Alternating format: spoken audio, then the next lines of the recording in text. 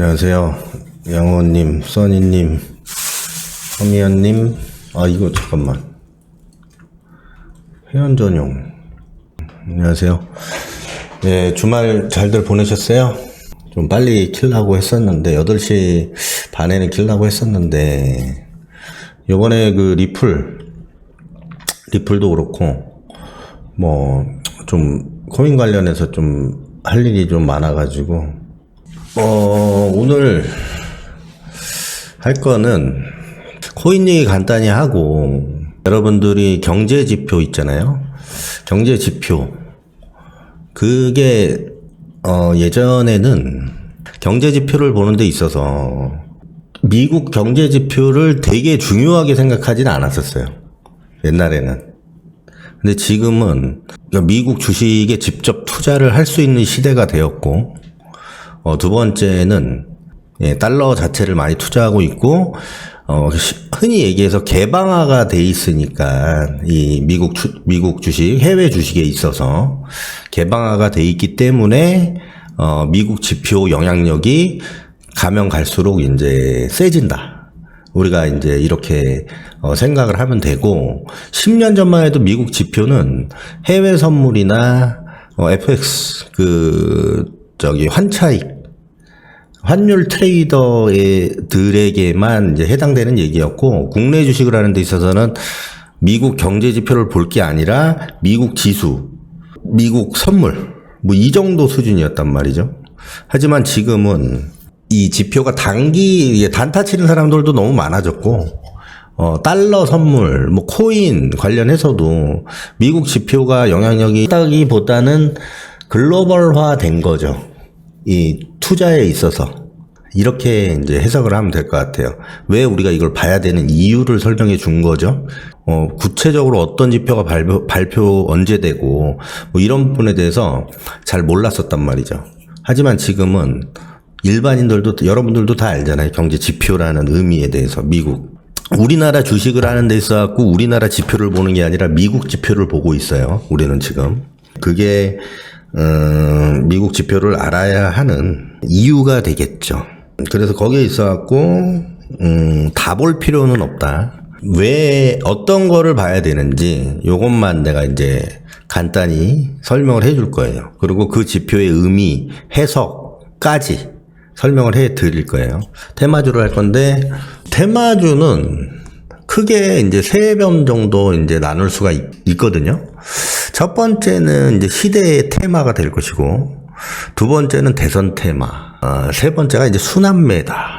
이렇게 이제 정의를 할 수 있겠는데, 대선 테마는 말 그대로 대통령 5년에 한 번씩 바뀌지만, 테마라는 거는 최소 1년 전, 길게 2년 전부터 시세가 이제 나와요.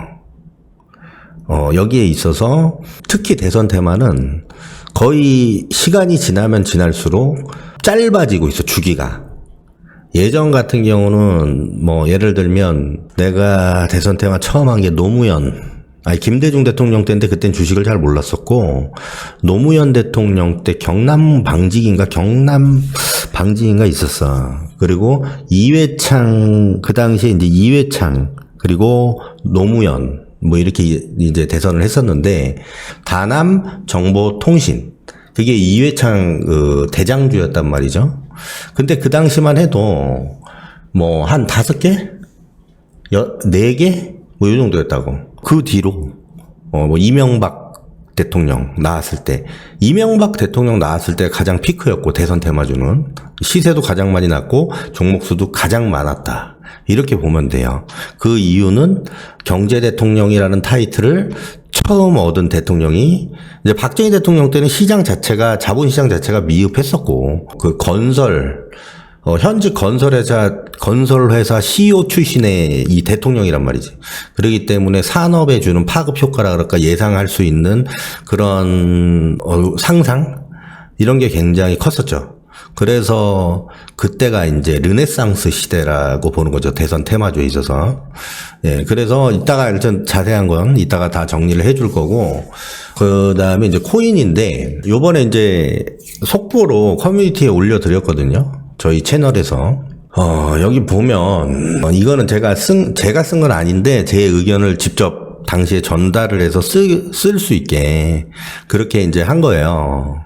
보면 이때 이제 3분 후에 이걸 바로 올렸단 말이지. 이때 리플이 30% 정도 올랐었어요. 예, 30% 정도 올랐었고 이걸 예상을 했었단 말이지 우리가. 예, 리플의 어떤 소송 부분에서 결론이 나올 것이다. 이렇게 팔로우했던 부분인데 이게 나온 이유는 블랙록이 신청을 했고 제가 블랙록이 신청한 이유에 대해서 전에 방송에서 얘기를 했죠. 예, 즉 백악관에서 그거는 이제 허가를 했기 때문에 신청할 수 있었던 거라고. 그러니까 짜고 치는 고수도 나와 있는 결론 가지고 처세만 할 뿐이지 이미 결론은 나와 있다. 그 대세에 리플 이 판결까지 따라가게 된 것이죠. 미 연방법원에서 판결을 내리는 타이밍과 지금 방향, 이 블록체인이 나아갈 방향에 대해서 미 정부에서 한마디로 너네 이제 커도 돼. 블랙록 이제 들어와. 너네 커도 돼. 이렇게 허가를 해줬기 때문에 블랙록이 들어왔고, SEC도 거기에 있어가지고 이제 승인을 할 수밖에 없는 그런 시나리오로 가고 있는 상황에서 판사가 걷다 이제 숟가락을 얹은 거지. 그러니까 대세의 흐름에 따르는 것 뿐이에요. 예, 정해져 있었던 거다. 이렇게 통찰을 했었어야지. 미리. 예. 그래서 미 연방법원에서 리플 이걸 올렸죠. 저희가 바로 올렸고 이날 30% 올렸을 때 이제 우리가 올렸는데 이제 100%까지 100% 넘게 올랐었어. 리플이 이날 1시간 뒤에 온갖 그 단타쟁이들이 다 달라붙어가지고 업비트 뭐 수수료 사상 최고 기록 이 지금 썼거든요. 리플 그러니까 한 종목 업비트 사상 그 한 종목에서 최고 기록이 나왔어. 수수료가. 예, 거래량도 최대로 나왔고. 예, 그럴 수밖에 없죠. 예. 이게 지금 의미하는 바가 커요, 여러분들. 유튜브 이런 데서는 뭐 이거를 이렇게 확신을 두고 얘기하는 건 없을 거야. 근데 내가 저번 주에 왜 코인을 이제 봐야 되는지 얘기를 했죠. 리플 이거 나오기 전에 방송을 한 거잖아. 제가요. 예, 왜 이제 코인을 봐야 된다. 이걸 얘기를 했잖아요. 이 시대의 흐름에 우리는 따라가야 되는 거죠. 예. 근데 바로 대세가 기울었기 때문에, 미 연방법원에서도 리플의 손을 들어준 거죠. 예. 뭐든지 무슨 일이 벌어지려면 시그널이 항상 있어요. 이 자본시장이란 게. 예. 그래서 그 시그널로 인해서 통찰을 해낼 줄 알아야 된다라는 게 핵심이겠고, 이걸 올리고 제가 이제 여기다가 뉴스 해석, 다시 말해서 이 뉴스를 우리가 어떻게 받아들여야 될까, 단기적으로 어떻게 받아들여야 될까, 여기에 대한 해석을 썼단 말이죠. 이거 내가 그대로 얘기한 대로 지금 전달이 된 건데, 이번 판결이 리플뿐만 아니라 상장 폐지 관련된 알트코인들에게는 호재이며, 제가 3주 전에 라이브 방송 우리 구독자 말고 지금 멤버십 방송에서 상장 폐지 거론됐던 코인을 자료를 올려줬어요. 예를 들면 뭐 솔라나라든지 엑시 인피니티라든지 뭐 여러 개 10개가 넘는데 그 코인들이 대급등이 나왔어요. 다. 예, 상장 폐지 관련된. 그러니까 증권 SEC에서 니들 증권 아니냐 이렇게 의문을 품고 소송을 했던 그런 그 코인들이 다 같이 급등을 했다고요. 그래서 SEC 증권 관련 상장 폐지 이슈 알트코인들을 잘 보시고, 그동안 홀딩하던, 이게 가장 중요한 거예요. 그동안 홀딩하던 알트코인의 매도 재료로 해석해도 무방합니다. 예, 이렇게 제가 쓴 거죠. 이 말은 매도하라는 거야. 이 리플 이슈로 지금 올라왔잖아요. 거기다 때리고 나오라 이거야. 지금 개미들 다 달라붙으니까. 그러니까 우리가 흔히 얘기하면 뉴스에 팔아라 이런 말 있죠. 허나 이거는 단기적인 이제 해석이죠. 이게 제가 써드린 거는. 예. 하여튼 지금, 그렇다면 지금은. 그리고 이거에, 금요일까지 비트 이거 올라가는 거 아니냐. 이렇게 생각하셨던 분들 많을 거예요. 근데 어때요, 지금? 비트코인을 보면, 지금 더 내려갔어. 뉴스 나오기 전보다 더 내려갔죠? 지금 더 내려갔어, 뉴스 나오고. 비트 못 사서, 여기 비트 이제, 비트 빨리 사야 돼. 막 이렇게 생각하신 분들이 있었을 거 아니야. 예. 근데 더 내려갔다고. 이게 뭐, 내려간 이유는 단순해요, 그냥. 이거는 비트코인에 관련된 게 아니야, 뉴스가. 알트코인들에 관련된 뉴스거든요. 그러니까 당연히 비트가 내려갈 수 있다. 어쨌든 결국에는 비트도 언제 올라갈 건데, 이게 이제 왜 이런 현상이 나왔냐 하면, 내가 그때, 도미넌스 얘기했죠. 도미넌스. 비트 도미넌스를 말씀을 드렸잖아. 아주 강조를 해서 왜 그게 중요하냐. 말씀을 드렸죠. 그것 때문에 떨어진 거예요. 도미넌스라는 거는 자본이 지금 비트에 얼만큼 있냐를 나타낸 지표죠. 근데 리플 100% 급등했어. 그리고 다른 알트코인들에도 많이 이제 갔을 거 아니에요. 예, 그래서 도미넌스를 알아야 알트가 올라갈 때 비트가 빠지고, 비트가 올라갈 때 알트가 횡보하거나 같이 올라가든가 이거를 알 수 있단 말이에요. 그때 그 내용에 대해선 다 설명을 해드렸어요. 그거를 모르면 코인을 하면 안 된다 그랬죠, 내가. 도미넌스. 제가 여러분한테 코인에 관심을 갖고 비트에 관심을 갖고 지금 하라 그랬잖아요. 지난주부터. 예. 이게 지금 이제 시작인 거예요, 시작인 거고, 그렇다고 급하게 당장 right now 이렇게 하라는 게 아니에요. 아직 반감기 거의 10개월 남았어요. 그때까지는 오르락내리락 할 거야. 그 이후로 많이 올라가도 올라가겠죠. 예.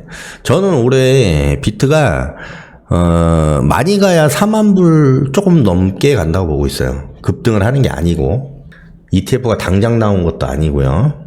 비트가 ETF를 출시한다는 건 이더리움 그리고 리플 또 머지 않았다는 얘기가 되는 거고, 그래서 오늘의 내가 이제 주려고 하는 통찰 랜드 메시지는 뭐냐면, 지금 리플이 고가 대비해서 100%가 났어. 시세가 110%가 났다고.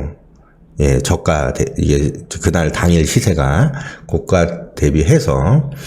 그동안 소송을 한 거는 리플이지만 이 이더리움 있잖아요. 이더리움도 증권이냐 아니냐에 대해서 굉장히 말이 많았었고, 거기에 있어가지고 리플을 인정을 했다는 건 이더리움에 대한 어떤 확신? 예, 그런 것까지 우리가 이제 생각해 볼 수 있겠죠. 증권이 아니다라는.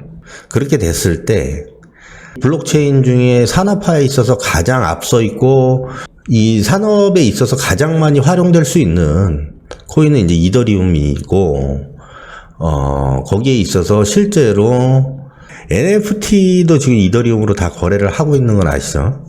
예, 산업화와 관련해서 이더리움이 가장 밀접한 연관이 있고 가장 많이 실제로도 쓰이고 있어요. 예, 그렇기 때문에 발전 가능성이 많은 거예요. 쉽게 얘기하면. 네, 발전 가능성이 많기 때문에 이더리움이 증권이 아니라는, 그냥 요번에 그 리플 판결로 인해서 결정이 됐다고 봐야죠.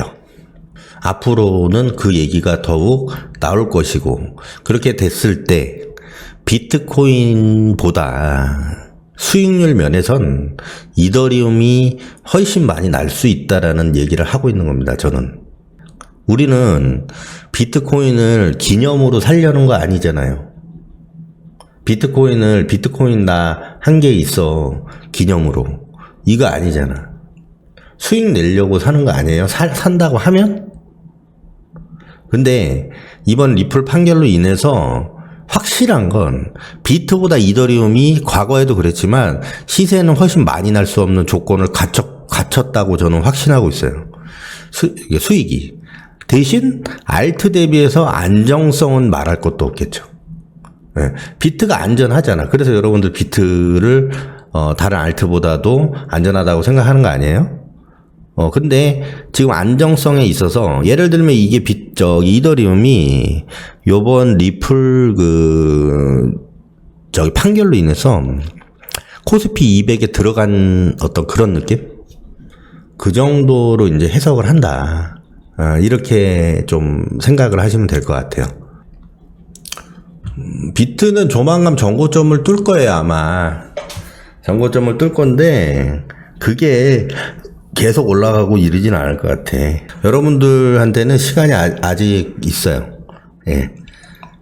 제가 유동성 위기, 지금 주식시장 관련해서 위기를 계속 얘기하고 있잖아요. 그때 비트가 안 그러니까 일시적으로라도 떨어지지, 무조건 올라간다. 이렇게는 생각 안 해요. 예. 왜냐하면, 지금 ETF 신청한 것도 그렇고, 그것도 유동성이에요. 비트도. 그 유동성을 따라갈 수밖에 없어. 은행 시스템 리스크에 있어서 대체할 수 있는 그런 자산이라는 인식이 아직은 부족한데, 그게, 요번에 그 시스템 리스크가 만약에 은행 위기가 번진 이후에 올라갈 수 있다라는 거죠. 이게 시장이 폭락을 했을 때 같이 폭락을 하고, 그게 인식이 돼야 돼. 금융권에. 여러분들이 개인들이 이걸 산다고 올라가는 게 아니에요. 절대로. 뭐든지 다 그래. 개인들이 내가 빨리 안 사면 누군가 살 것 같아. 여태까지 그런 생각을 하셨다 그러면 이제는 그런 생각을 하면 안 돼요. 예, 거기서 출발이야. 이 자본시장에 있어서는. 당장 사야 될 것 같은 거 이거 버려야 돼. 예. 그 조급함이라 그럴까? 충분히 살 기회를 줘요. 물론, 1년 내내 고민만 하면 안 되겠죠.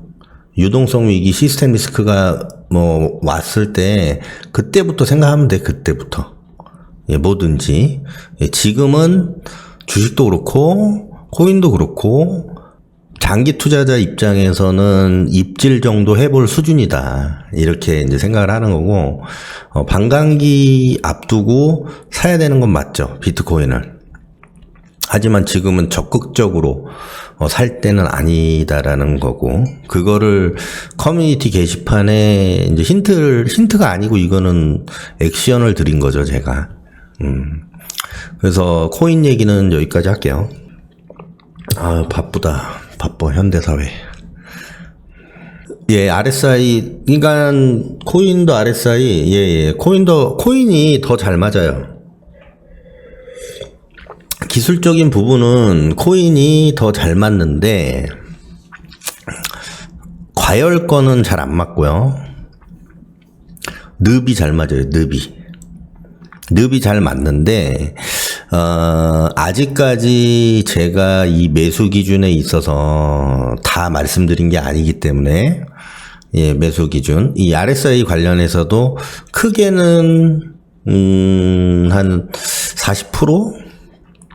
40% 정도 말씀을 드렸고, 한 50%, 60% 정도를 얘기를 안 했어요, 아직. 예, 그거는 이제 여러분이 시장에 대한 어떤 그 방향이나 시장에 대한 해안, 그리고,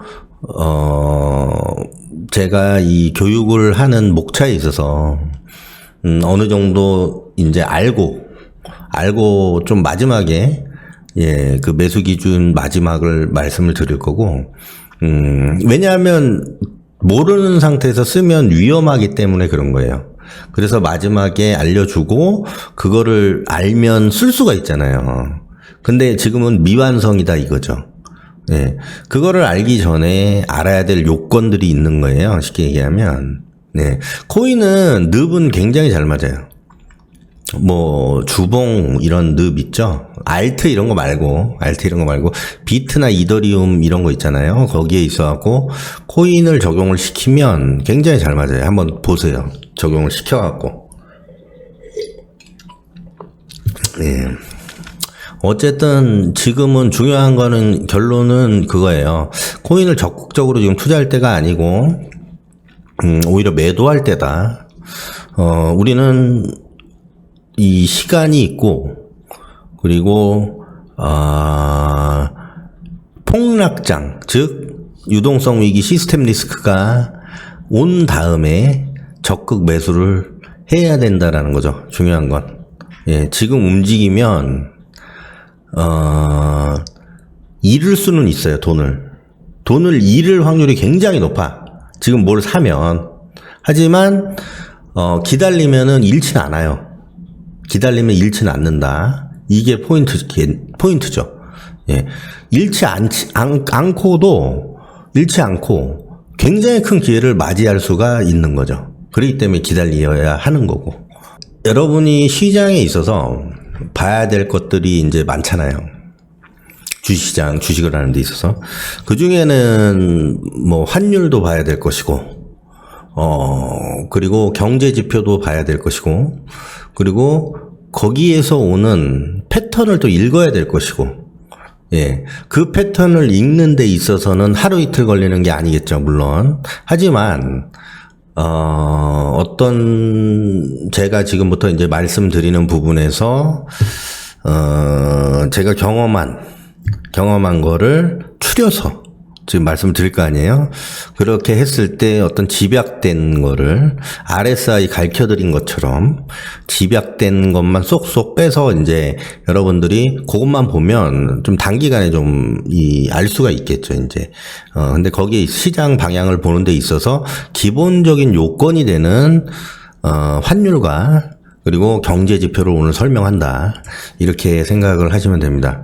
경제 지표는 2번 할 건데 오늘은 주가에 직접적으로 영향을 줄 수 있는 지표부터 설명을 하고 그 지표가 이 시장에 있어서 어떤 영향력을 끼치는지 이거를 이제 알려드리겠다 이거예요. 우리가 환율을 볼 때 이제 전 세계 기축통화는 달러죠.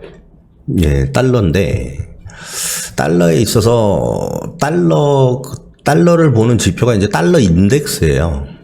달러 인덱스인데 이것도 과거에 많이 안 받고 지금 뭐 몇 년 전부터 이 미국 주식이 활성화되고 미국 주식에 직접적인 투자를 할 수 있게 되면서 달러 인덱스를 많이 보게 됐죠. 예.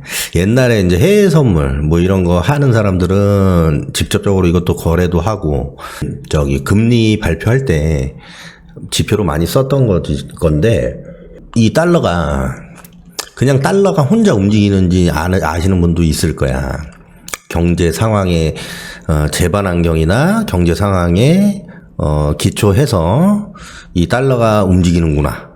이렇게 생각하시는 분들도 있었을 거예요.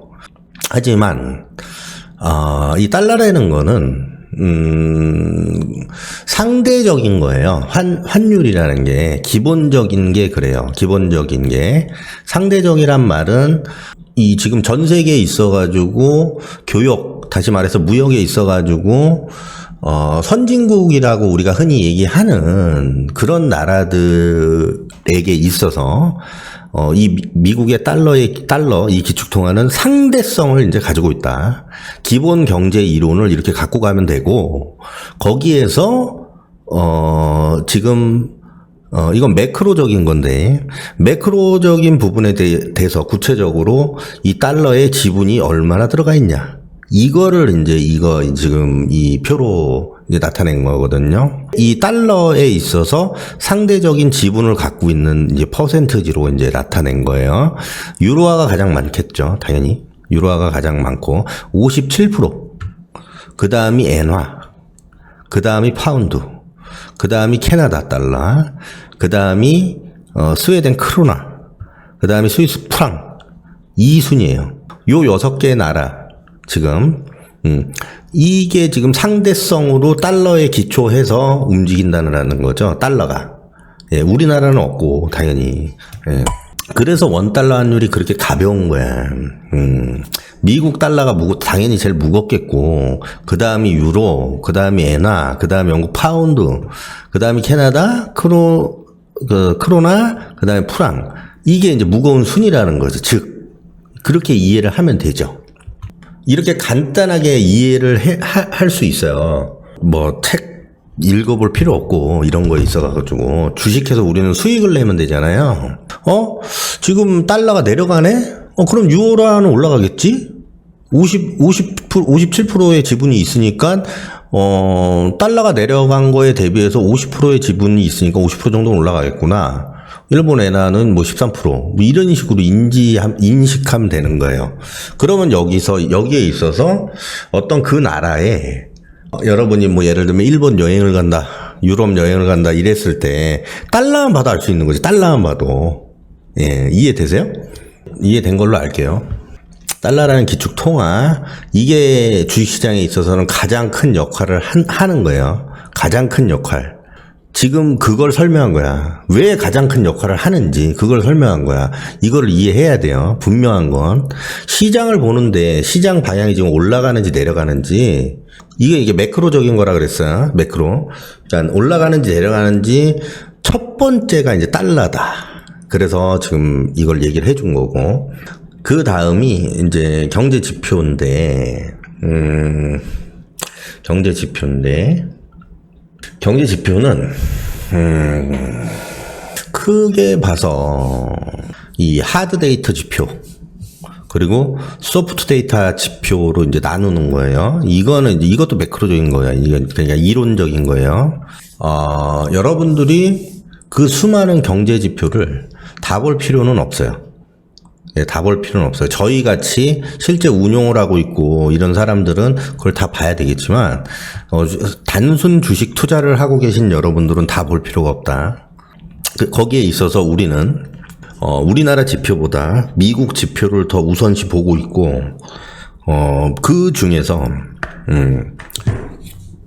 이 주가에 가장 큰 영향을 주는 지표가 무엇일까라는 이제 이 생각을 해야 되겠죠. 주식을 하는 입장에서 코인과 주식에 가장 밀접한 영향이 있고, 이 경기에 있어서 어떤 게 가장 선행할 것인지, 어떤 지표가 가장 선행을 할 것인지를 생각을 해봐야 된다. 이거죠. 근데 거기에 있어가지고 지금 내가 하드 데이터랑 소프트 데이터로 나눠놨죠. 하드 데이터는 말 그대로 후행성, 그 결과물을 가지고 다음 달에, 그러니까 다음 달이나 다음 주에 발표하는 지표예요. 결과를 가지고. 근데 소프트 데이터는 선행, 즉 심리를 말하는 지표. 예, 이거를 이해해야 돼요. 예, 경제 주체의 선행 지표다. 경제 주체라는 건 여러분을 얘기를 하는 거예요. 장사를 하는 사람들이나 또 관광을 다닌다든가 뭐 아니면 차를 산다 뭐 이런 거 있죠. 경제 주체 여러분들이 주식을 사거나 뭘 차를 사거나 이런 계획이 있다거나 뭐 이랬을 때 그 계획을 나타내는 게 이제 선행 지표, 그 심리적인 부분. 그래서 우리가 이제 이 지표를 하드 데이터는 볼 필요는 있지. 볼 필요는 있는데 이거를 보고 대응을 하면 이미 결과가 나와 있는데 이걸 뭐 봐서 뭐 할 건데, 보고 이제 나중에 확인을 할 때 쓰는 거죠. 확인을 할 때. 반대로 소프트 데이터는 심리적인 부분이고 미리 사전에 나온단 말이죠. 예측치란 말이야. 그렇기 때문에 주가는 선행하잖아요. 주가가 선행하잖아. 그렇기 때문에 소프트 데이터 경제 주체 선행 심리 지표를 보는 거고, 이거를 데이터 삼아서 주식을 해야 된다라는 거죠. 예, 이해되시죠? 이거는 지금 이 보는 표는 뭐냐면 글로벌 GDP 표예요. 글로벌리 어느 나라가 GDP가 가장 많고 이런 거를 이제 표로 나타낸 건데, 우리나라는 지금 1.8%예요. 전 세계 이 GDP 중에서. 그리고 미국이 25%, 그리고 중국이 19%, 그 다음에 일본하고 독일, 영국, 뭐 요 정도 되겠네. 인도. 이 GDP라는 거는 계산하는 방식이 있어요. 이것까지 얘기하면 너무 어렵지 않나? 근데 여러분이 알고는 있어야 돼요, 이거를. GDP의 구성 항목을 이제 말씀을 드리자면, 경제학적으로 이제 첫 번째가 이제 소비 지출이 들어가게 되겠고, 여러분들이 소비, 즉 지출, 돈을 쓰는 거가 이제 되겠고, 두 번째가 이제 정부 지출, 세 번째가 투자. 지금 우리나라에서 투자가 얼마나 일어나고 있는지 요걸 책정해서 GDP로 반영을 하고, 그리고 마지막에 이제 흑자, 경상흑자, 그러니까 순수출을 이제 GDP에 포함을 시켜갖고 값을 매긴다. 이렇게 생각하시면 돼요.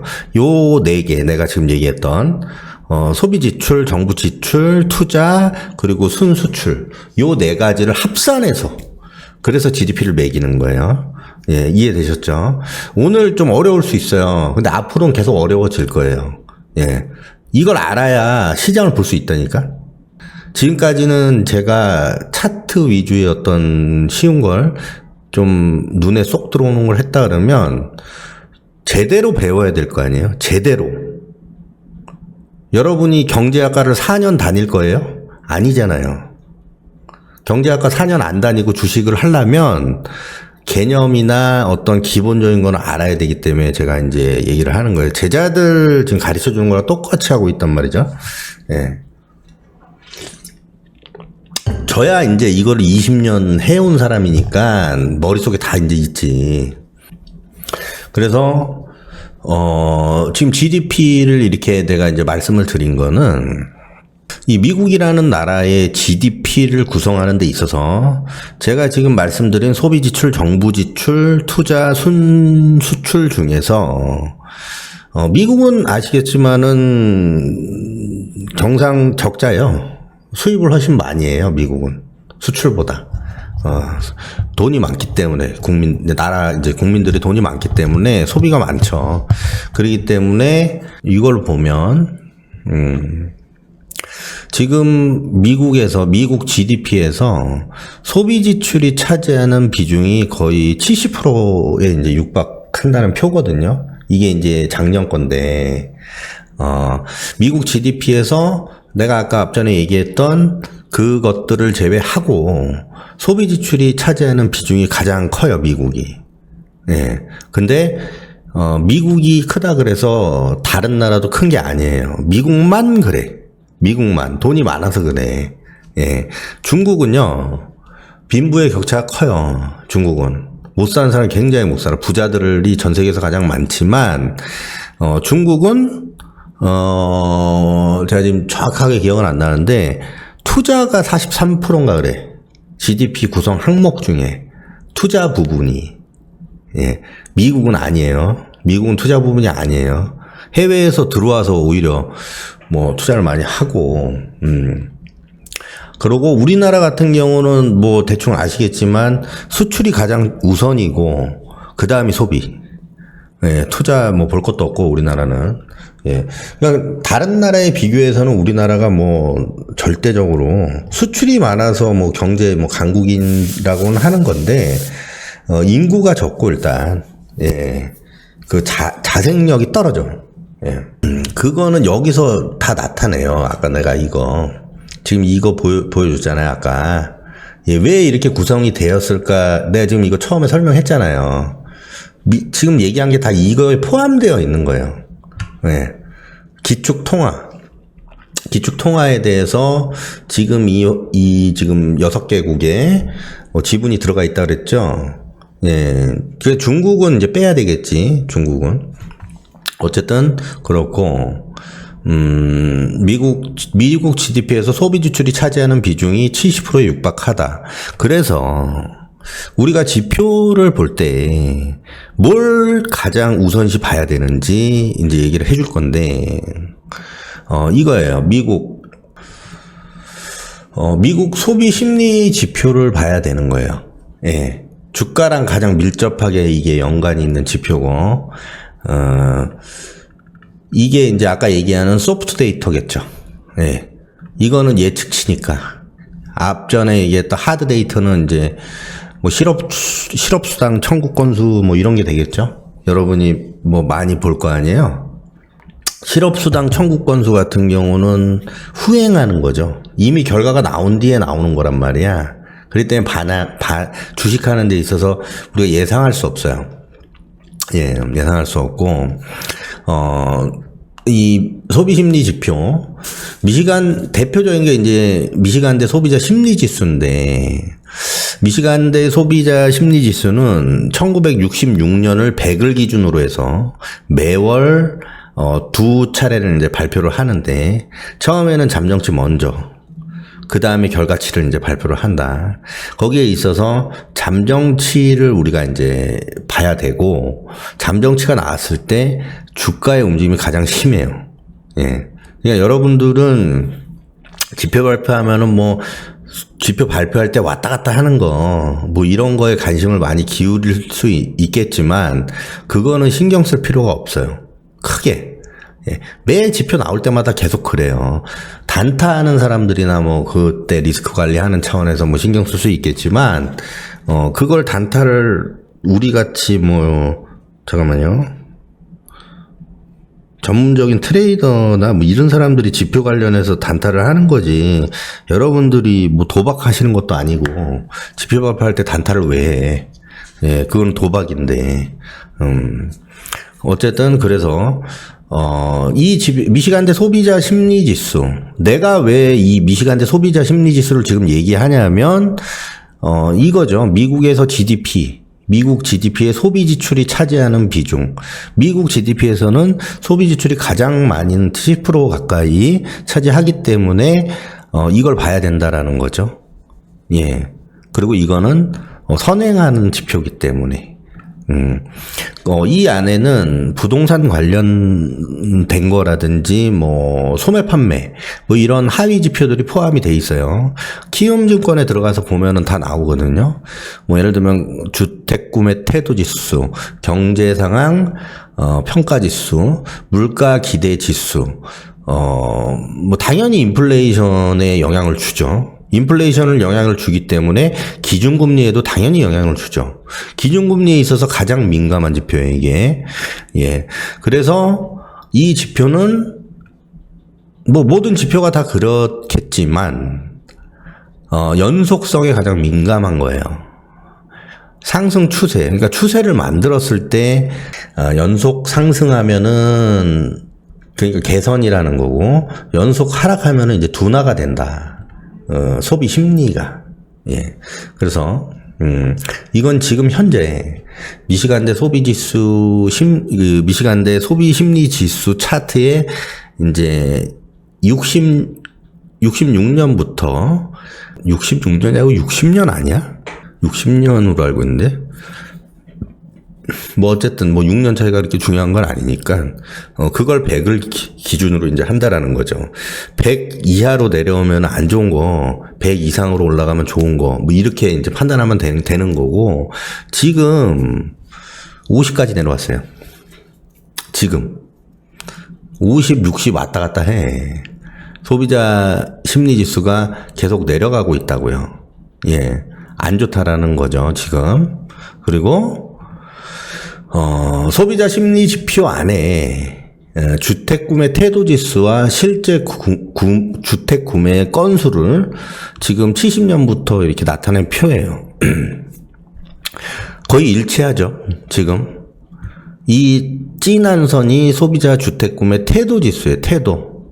태도가 무슨 말인지 알죠? 지금 이게 내려가면 이제 안 좋다는 거고, 올라가면 좋은 건데, 이거는 지금 거는 없고 그동안에 이 패턴을 보여주고 있는 건데 거의 실제 구매 건수랑 일치한다라는 거죠. 그렇기 때문에 이 지표를 봐야 된다라는 거고, 소비자들의 경제 상황 평가와 실제 경제 성장률, 이것도 지난 40년간의 어떤 데이터로 이제 만들어낸 건데 같은 패턴이에요, 이것도. 하락 추세를 그리면은 실제 주가도 내려갔고, 예, 경제 성장률도 내려갔고, 그리고 올라갔을 때는 마찬가지로 또 올라갔다 이거예요. 이게 좀 중요한데, 미시간대 소비 지수 발표하면서 이제 조사를 할 거 아니에요. 근데 향후 1년 후에 인플레이션을 예상을 한 거예요. 근데 앞서 내가 표를 보여줬죠. 거의 일치하죠. 거의 일치한 걸 눈으로 확인할 수 있죠. 4, 50년 동안. 이 물가인데, 물가 성장률이에요, 지금. 인플레이션이라고 보는 게 이제 3%에서 5% 사이를 본다. 인플레이션을, 물가 상승률을. 근데 지금 뭐 2021년부터 돈이 많이 풀렸고, 코로나 이후로 그때부터 급등을 했잖아요. 예. 주가랑 거의 비슷하다고 봐야지 뭐. 지금 현재는 떨어지고 있는데, 떨어져도 4% 위에라는 거죠. 두 번째가 뭐냐면, 컨퍼런스 보드 소비자 신뢰 지수예요. 앞서 이제 했던 거는 미시간대. 미시간대. 미시간대는 심리 지수란 말이야. 심리. 그거는 이건 신뢰 지수야, 신뢰. 예. 신뢰 지수. 이건 뭔 차이냐 하면은, 실제 여론조사를 해요. 실제. 매월. 85년 기준으로. 이 지표값도 이제 85전이 100으로 두고 매월 5천여 가구를 조사를 해요. 예. 우리 그 시청률 조사할 때랑 비슷한 느낌이에요. 우리나라 시청률 조사하잖아요. 그러면 이 사람이 차량 구매 계획이 있는지, 이자율을 어떻게 보고 있고, 휴가를 또 갈 계획이 있는지, 일을 쉴 계획이 있는지, 등등의 거를 이제 조사한다고요. 인플레이션에 뭐 명품을 살 계획이 있는지, 시계를 살 계획이 있는지, 뭐 이런 식으로 목돈이 나갈 저기가 있는지. 컨퍼런스 보드 소비자 신뢰 지수의 하위 지표. 여기 포함된 거죠. 현재 상황 지수, 미래 기대 지수, 영향을 주는 건 이제 관광, 레크레이션, 제조업, 뭐 이렇게 있고, 지금 여론조사를 해서, 나타낸 건데, 이것도 주가랑 비슷한 패턴인데, 코로나 때 빠지고, 코로나 이후로 이제 올라갔고, 근데 이게 좀 다른 부분이 있거든요. 앞서 우리의 그 미시간대 소비자 심리 지수랑 좀 다른 부분이 있어요. 다른 부분은 뭐냐면, 미시간대 소비자 심리 지수는, 푹 떨어졌잖아. 거의, 30년대 최저로 떨어졌어요. 하지만, 이건 아니란 말이에요, 지금. 이거는 그렇게 안 떨어졌죠. 그래서, 실제로, 소비가 줄고 있는데, 뭐라 그럴까, 조사를 해보니 꼭 그렇지는 않구나. 뭐, 요런 정도로 해석할 수 있겠죠. 이거는, 이 컨퍼런스 보드 소비자 신뢰 지수, 지금의 지수와 미래 기대 지수인데, 지금 떨어지고 있죠. 미래 기대 지수는. 예, 그렇게 보면 되고, 컨퍼런스 보드는 사실 그렇게, 뭐 꼭 그 의미만 알고 있으면 되지, 뭐 이걸 가지고 앞에 소비자 심리 지수가 더 중요한 거예요. 예. 그리고 마지막 세 번째는 뉴욕 연은 소비자 기대 지수인데, 이거는 인플레이션, 고용, 가계 재정, 주식, 정부 부채에 대한 심리조사예요. 예. 보조지표로 많이 쓰는 건데, 이것도 지금 횡보 중이면서 조금 떨어지고 있죠. 예, 떨어지고 있고, 이게 중요한 거예요, 이게. 뉴욕 연은 인플레이션 기대 지수거든요, 지금. 파란 선이 이제 지금 수치고, 지금도 4% 위에 있어요. 향후 1년 안에는 지금 이 표가 말해주는 건 향후 1년 안에는 4% 밑으로 떨어질 일이 없다라는 거예요. 중요한 건. 그리고 3년 향후 3년 이내에는 지금 3%대를 이제 유지할 수 있겠다. 이렇게 나타내는 거고, 5년께 가서야 2% 정도 이제 내려올 수 있겠다. 이렇게 얘기를 하는 건데, 이걸 보고 금리 결정을 하는 거거든요. 이걸 보고 금리 인상이나 인하, 그리고 그 앞으로의 계획, 점도표라고 하죠. 점도표도 작성도 하고, 예. 그러기 때문에 이 지표를 봐야 되는 거예요. 예. 근데 이게 가장 중요한 거예요. 지금 여러분이 이제 본 거 중에서. 앞서, 요거. 소비자 심리지수. 이거랑, 요게 가장 중요하다고. 인플레이션, 이게 거의 90% 다 맞으니까. 실제 인플레이션이랑. 앞으로 우리가 어떻게 시장을 예측하는 데 있어갖고 내가 왜 시장 위기가 올 것이다라고 이렇게 생각을 하냐면, 지금 보세요. 올해 4% 이하로 안 내려가, 물가가. 지금 6%대를 찍었기 때문에, 금리 인상을 한 거 아니에요. 급하게. 네, 이렇게 급하게 올라갔기 때문에, 인플레이션이. 네. 그렇다고 하면, 금리 인하할 일이 없으면, 동결 아니면 인상이겠네? 이렇게 이제 우리가 통찰해 볼 수 있는 거고, 그렇다고 했을 때 지금도 이자에 허덕이는 사람들이 늘어나고 카드 연체율이 늘어나고 있고, 미국도 실제로 그렇게 되는데 인플레이션이란 벽에 부딪혀서 금리 인하를 안 하고 있어요. 예. 그렇게 됐을 때 어떻게 되겠어? 연체율이 더 늘어나겠죠? 그러면 유동성이 점점 줄어갈 것이고, 그렇게 되면은 당연히 은행은 여러분이 그거는 제가 그동안 신나게 얘기를 했으니까 이게 매크로적인 지표로 지금 다 이제 나와 있는 거잖아요. 그래서 우리가 주식을 하는 데 있어서 봐야 될 대표적인 소프트 데이터라는 거죠. 나도 오랜만에 이 지표에 대한 설명을 오랜만에 몇 년 만에 하는 거라 전달이 잘 됐는지 모르겠어요. 거기에 있어가지고 이거는 뭐 볼 거 없는데, 이 앞에 거랑 다 비슷한 거고 따라가는 거예요. 미시간대 소비자 심리지수가 가장 중요하고, 그리고 실물 경제 지표, 이건 실물 경제 지표. 앞서서 얘기한 거는 이제 소프트 데이터고, 이거 하드 데이터인데, 소매 판매, 말 그대로 이제 소매 매출, 그 다음이 개인 소비 지출. 세 번째가 존슨 레드북이라고 하지 않고 그냥 레드북이라고 하죠. 레드북 소매 판매 이 지표인데, 실제 9천여 개의 판매점의 이제 매출의 변화율을 지표로 발표를 하는 거거든요. 이거 레드북 소매 판매 많이 들어봤을 거예요, 이것도. 예. 실제 경제 지표 영향력 순서예요. 근데 실제 지표가 발표됐을 때는 이미 주가는 거기 가 있어요, 거의. 예. 고용 지표도 마찬가지고. 지표라는 건 결과치는 확인을 하는 거고, 중요한 거는 이제, 이 선행 지표. 소프트 데이터를, 심리 지수를 볼 줄 알아야 되고, 그게 연속성을 가질 때 추세가 만들어지고 방향이 결정된다라는 거죠. 중요한 건. 예. 그거에다가 이제 차트를 넣어가지고 우리가 저점이 어디고 고점이 어디고 요거를 또 유추해 볼 수 있겠죠.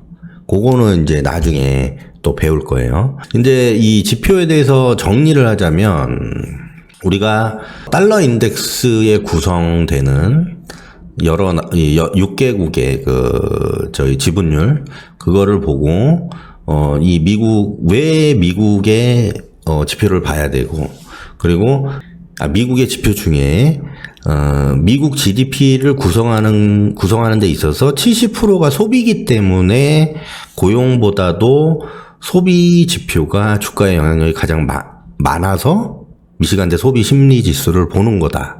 이렇게 생각을 하면 되고, 우리는 이 지표를 보는 이유는 논문을 쓰려고 보는 게 아니죠. 어떤 논문을 쓰거나 경제 공부를 하려고 보는 게 아니란 말이에요. 주가에 있어갖고 단순히 주가를 예측하는 데 있어서 참고를 하려고 지표를 보는 거잖아요. 그렇기 때문에 이거 위주로 봐야 된다라는 거죠. 예, 미시간대 소비자 심리지수 위주로. 실물은 이제 후행이고 실질적으로 선행하는 역할을 하는 심리지수이기 때문에 그렇고, 컨퍼런스 이 소비자 신뢰지수 있잖아요. 이거보다도 이 미시간대 소비자 심리지수가 훨씬 높아요, 정확도가.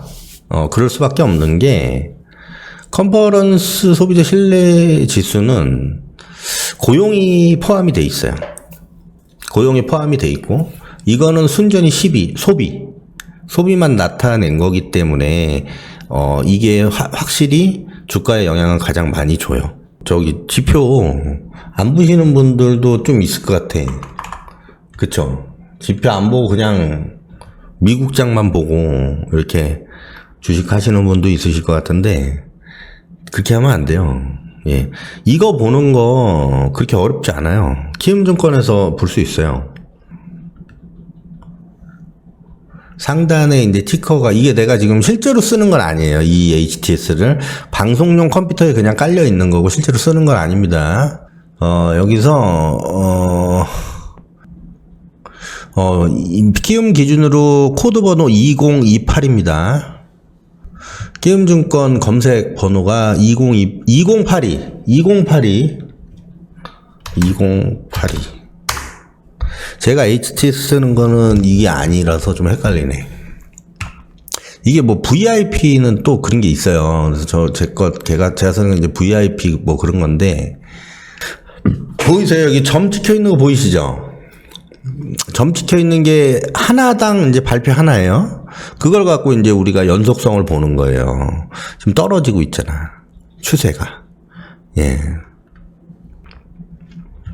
요새는 되게 잘 돼 있어요. 이 지표를 볼 수 있는 이 HTS 상에서 키움이 또 이걸 잘 만들어 놨거든요. 그렇기 때문에 아주 이해하기 쉽게, 옛날에 이런 게 없었어. 그러니까 미국 그 연준 사이트 들어가서 일일이 다 PDF로 다운받아가지고 다 막 해석하고 했었다고요. 지금 뭐 검색도 다 되네. 뭐 이런 좋은 조건에 요즘 세상이 얼마나 살기가 좋아, 지금. 예?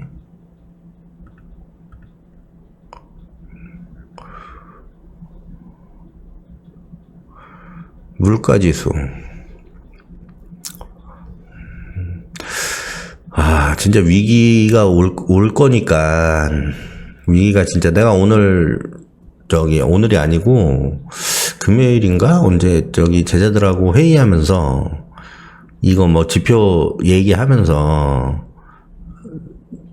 이런 거 좀 봤거든요, 자료를. 근데, 정말, 조심하세요. 주식 갖고, 혹시라도 여기 계시는 분들은 주식 갖고 계신 분들이 없으리라고 생각해요.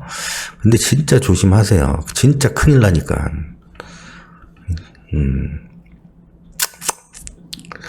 '질문이 있으신가요? 2082가 코드 번호예요. 다른 증권사는 또 다른 게 있겠지. 근데, 경제 지표로 검색을 하면 돼요. 이 티커에서 검색에 경제 지표로 검색을 하면 이 지금 키움증권 말고도 다른 증권사에서도 다 볼 수가 있어요. 예. 이해되셨다고 생각을 하고, 지금 오늘 말씀드린 거는 시장 우리가 이제 방향을 보는 데 있어서 처음 이걸 말씀드린 거고, 앞으로 많이 남았어요. 시장 방향 보는 매크로적인 부분을 조금은 알고 가야 되기 때문에 그 일부분을 오늘 말씀드린 거예요. 지표적인 거. 예. 그래서, 이해하신 걸로 알고, 그리고 이제 내가 방금 얘기한 거는 이제 봐야 될 걸 얘기한 거고, 그리고, 우리가 이제 대선 테마에 대해서 말씀을 드리면, 이 일단은 대선에 나올 확률이 있는 사람부터 먼저 우리가 알아야 된다라는 거죠. 대선에 나올 확률이 있는 사람. 지금 이거는 이제 100% 통찰력이에요. 예. 지금 현 상황에서 대선에 나와야 될 사람이 누가 있을까라는 어떤 이제 물음에 대해서 제가 얘기를 하자면, 일단 한동훈 검찰총장이 있겠고, 그 다음에 오세훈 서울시장이 있겠고, 그 다음이 지금 3번 연속 도전하는 안철수, 이재명, 유승민, 이낙연, 제가 봤을 때는 이렇게 한 6명 정도로, 할 수 있겠고, 그리고 변수가 또 있어요. 변수는 누구냐면, 유시민, 손석희. 이 두 명이 저는 이제 변수가 될 수 있다. 민주당 쪽에서는. 이렇게 생각이 들고, 지금의 여당, 그러니까 지금 새누리당, 이쪽에서 또 뭐 신규로 변수가 될 수 있는 게 원희룡 정도가 이제 또 나올 수 있겠다. 지금 국토부 장관인 원희룡 정도. 새로운 인물이 나오면은 이제 그때 돼서 정계 이 판도가 어떻게 바뀌느냐에 따라서 달라지겠지만 지금 상황에서 우리가 생각을 해보는 거야. 가상을 하는 거지. 여기도 다 있어요, 지금. 인물 테마주가 다 있다고. 잠깐만. 김동연 일단 있고, 보혜양조, PM 풍년, 김동연이 있고, 그리고,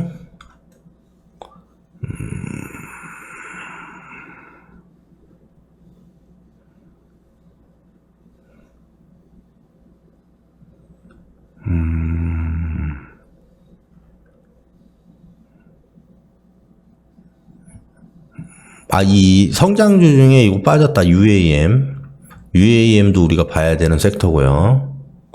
여기 수소차, 여기 수소, 지금 아까 내가 얘기한 것 중에,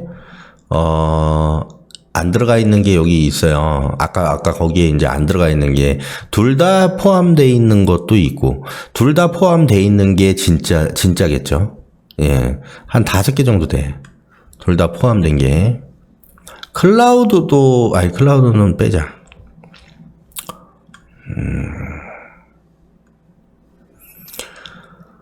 밑에 있나?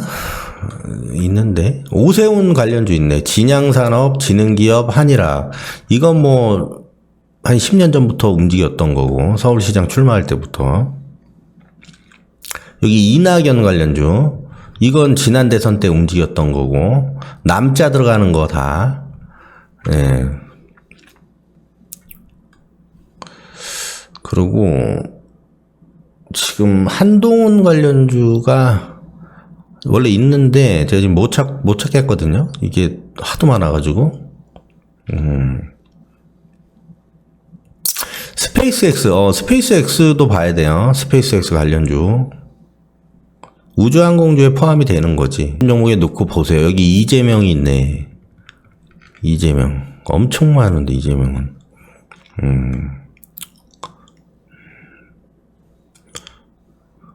하여튼 여기 보시고, 그리고, 대선에 있어서 중요한 건 뭐냐면, 예전에 제가 이제 원전주 추천할 때가, 그때 윤석열 후보가, 윤석열 지금의 대통령이, 그 당시에, 출마 선언을 안 했었어요. 근데, 그때 제가 이제 그때 얘기를 영상에서 얘기를 한 게 뭐냐면, 대선은 출마 선언과 출마 전으로 나눌 수가 있다. 출마 선언을 하면 인물 테마주가 죽어.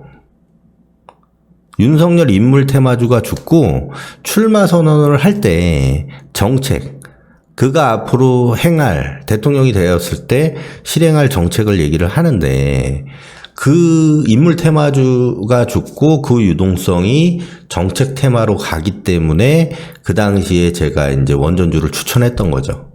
예. 그때 제가 추천하고 2주인가 한 달 안에 공식 출마 선언을 했거든요.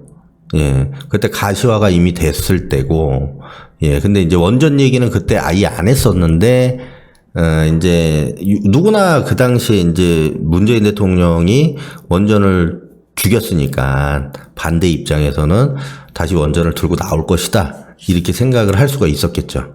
그래서 원전주를 추천한 거였고, 그때 윤석열 후보가 출마 선언을 할 때 원전하고 교육 관련주가 떴어요. 예. 일자리, 뭐 이런 거. 그거는 이제, 일자리는 뭐 항상 대선 때마다 약시세가 나오는 거고, 예. 근데 요번에 대선 때는 블록체인이 화두가 될 거야, 아마. 화두가. 정책에 있어서. 예. 거래소도 더 많이 생길 거고, 우리나라 증권사 생기듯이. 그리고 지금 증권사에서는요, 코인 관련해가지고 이 연동시키는 어떤 코인을 거래할 수 있게끔 그런 방안을 지금 많이 연구하고 있고, 지금 이미, 시스템상, 올해 안에 한다는 쪽도 있어요. 지금 포부를 밝혔다 그럴까?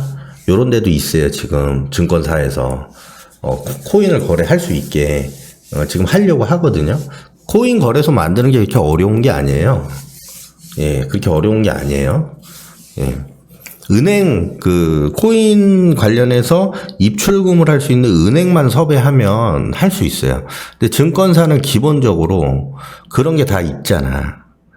그러니까 증권사는 맘만 먹으면 언제든지 할 수 있죠. 코인 거래소를 만드는 데 있어서. 예. 근데 다 준비를 하고 있다라는 거죠, 지금. 예.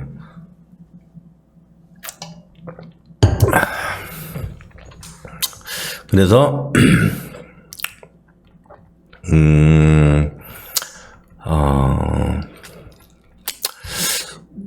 대선 관련된 거는, 뭐, 모든 테마가 마찬가지지만은, 우리가 이제 테마주를 볼 때, 제가 예를 들면, 코리아 서킷을 얘기를 했어요. 테마로. 이게 대장이라고 칠게요. 코리아 서킷가 대장이야. 코리아 서킷가 대장이에요.